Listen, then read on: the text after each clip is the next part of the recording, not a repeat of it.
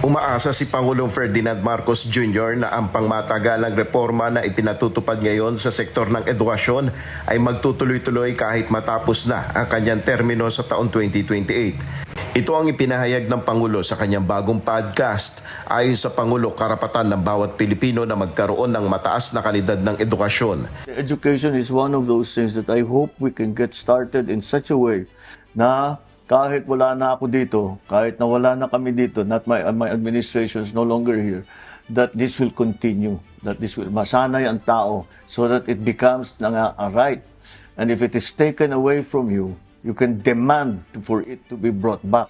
Muling tiniyak ni PBBM ang pagpapalakas ng education system ng bansa. Ayon sa Presidente, hindi mapapabayaan ng state universities at colleges na may nakalaang 1.38 trillion peso budget sa 2026 proposed national budget. First of all, hindi napapabayaan ng SUKS.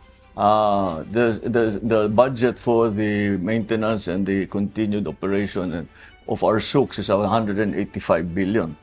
Hindi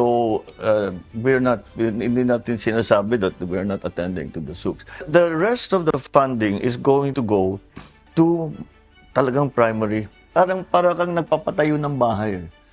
Yung pundasyon natin napakahina.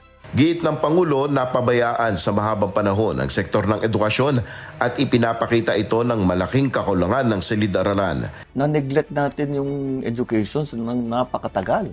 Yes. Pero mo, we have 160,000 shortage of classrooms.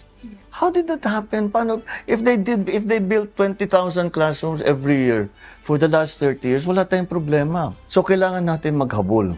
So we are spending it, number one, of course, on classrooms. Nangako ang Pangulo na susolusyonan ang mga problemang ito, kabilang na rin ang suporta sa mga guro at kagamitan ng mga estudyante. And we are finding all of the kinds of ways to build classrooms more quickly. Yung support natin sa teacher. Equipment, computer, wala tayong computer. Ang dami pang eskwelahan, walang internet. Nel Maribuhok, UNTV News and Rescue. Diyos ang aming sandigan, serbisyo publiko ang aming pinahalagahan.